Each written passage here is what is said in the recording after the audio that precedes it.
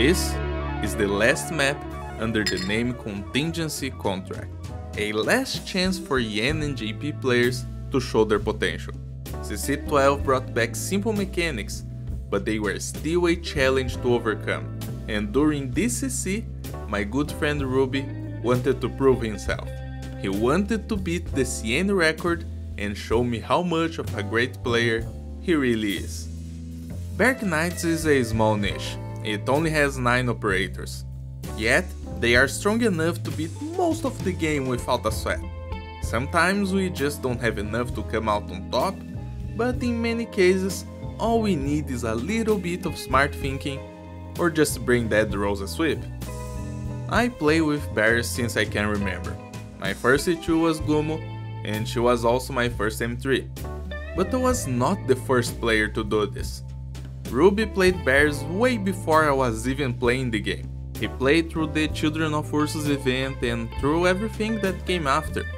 So of course, eventually we met. It was during CC6 where I first saw Ruby. He uploaded a Risk 18 clear with the exact same steps I had taken.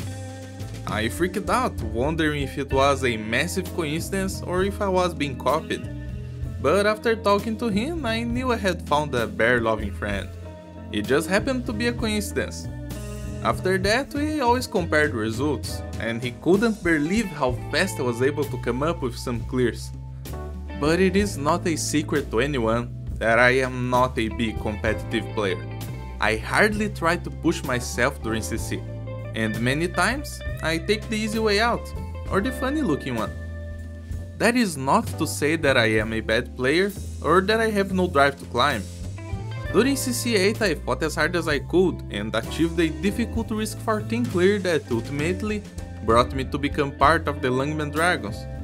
This clear was a record, tied with a JP player, with different strats.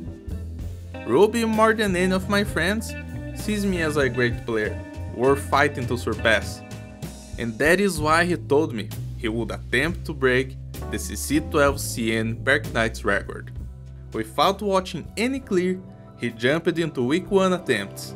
The only thing he knew was that he had to get more than Risk 19 to win. He easily found a working Risk 19 clear, and that would be the base for his entire journey. Fitter pushing and Isna slowing. Rosa taking care of damaging the left side, as Jay got rid of Caster's camouflage. Zima would generate DP, as Gumu would keep everyone healed up, and Aurora would take care of leaky whips. But the problem was, how to get past Risk 19. Everything he tried simply wasn't working. I told him to try minus the SPD, the opening wouldn't change at all. But after struggling and struggling and struggling more, he couldn't do it. A single extra point seemed impossible to fit, as he saw the red stall failing with the minus ASPD contract. During this time, I was devoting myself to a different challenge. It might take a little while, but I'm working on its video. So because of that, I wasn't attempting Bearknights. All I did was play the new daily map in my easygoing way, not pushing too hard, so much that I forgot leaking was a possibility. Not that leaking would be a fun strat, let's be real here. It's certainly a legit option, but not a funny one. But that's irrelevant for the story, let's go back to the permanent map. The first week was over, and Ruby was even more determined than before. Once again, he easily tied the CN record. He had no trouble finding room for Avengers level 2 and Mortar level 1, bringing the clear to Risk 22. He opened the map with Gumu, hoping dogs wouldn't kill her together with terrible RNG. He timed Isna's skill to cover for both right side lanes, and brought Absinthe in to finish off the enemies. He timed Rosa perfectly, together with Jay, to ensure casters died and Avengers took some needed damage, making sure to not let any Arts guards touch Gummy. He struggled with Fitter, hoping she would dodge the mortar shots enough to not overload Gumu and her healing. Ruby stalled Avengers and ultimately red. He spent 3 bodies and 3 tiles to get past Red's 15 seconds of invulnerability, and after waiting enough, he finished his clear. But history repeats itself as he struggled to find the way forward. There is a little bit more to this story that I want to tell you, but I will pause it for a moment and go on a tangent. If you want to see the entire Risk 22 clear, I will leave it in the description, and you can watch the CN records on Arkrec. But why did I not attempt this map? Not even once, with my bears. Ruby all the way through was certain that if I tried, I could have beaten those records in the snap of a finger.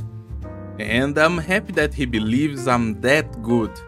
It's heartwarming to be appreciated like that. But the truth is that I'm terrible when it comes to PvP. And it's not only in Bearknights. This goes way back for me. Since I was a child, around 12 or 13 years old, I have terrible reactions when I play against someone. Back then I used it to play chess, and every time I played, I would come out of the table, winning or losing, with aggressively shaking hands. My relatively low blood pressure at the time would skyrocket, and I would sweat enough to look like a wet bear. This never went away. In my time playing fighting games, or when I tried playing Yu-Gi-Oh! Duel Links, and still to this day, when I'm against someone in Bearknights, or any other game, all of it gives me the same feelings, the same crazy heartbeats. More than winning or losing, just being there, competing, is enough to crack me. Don't get me wrong, I want to win just like anyone. Everybody knows the feeling that comes with a win or a loss are not balanced, and that just gets worse the better you are at a game.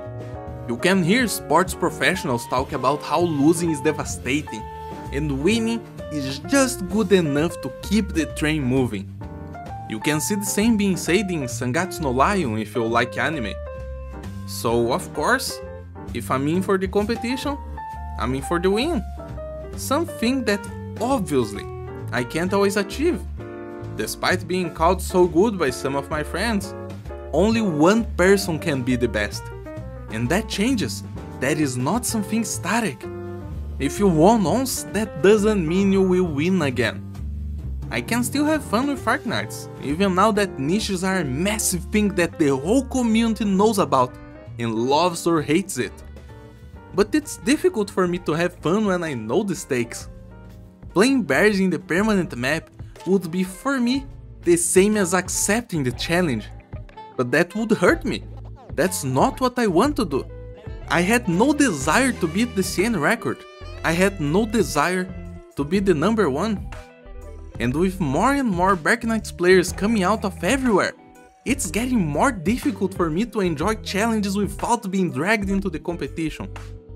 Some of my old clears were uploaded to Arkrec without me knowing about it. That was a massive shock for me. I never wanted them to be there.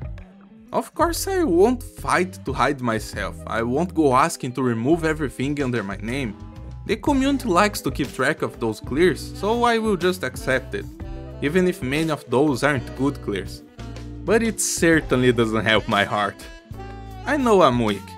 I know everyone out there working their brains to try to win is a stronger person than I am. But this is how things are for me. Hopefully I can stay behind the scenes, helping create competitions that everyone in the community can enjoy. Just like I did with the first IS3 contest. And I will love to see the stories of many people who overcome their biggest walls. And the many more of those who failed to be the best. Just like I enjoyed watching Ruby try again and again, banging his head against the wall, trying to prove to me and to himself that he is not a bad player, just to in the end, be surpassed by a JP player. The same JP player that I tied in week 1 of CC8. It hurts. Losing always hurts. Ruby was defeated not by 1 point of risk, but by 2. Most times, effort is not enough. And it is amazing for me to see that he is not devastated by this. He wants to keep trying in the future. As for me, if you are wondering, I won't stop playing bears. I just love them too much to stop. But if the competition is too much, I can't see how I would progress.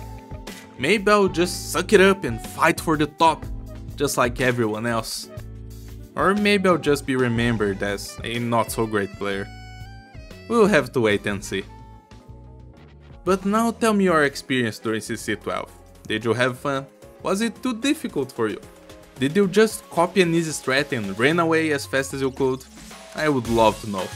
Maybe tell me how you see the Bearknights competition, the record chasing, in this ever-growing niche community that is out for blood, but that in many cases still has much to learn, much to grow. Or about the groups that are trying to make actual PvP out of our beloved tower defense game.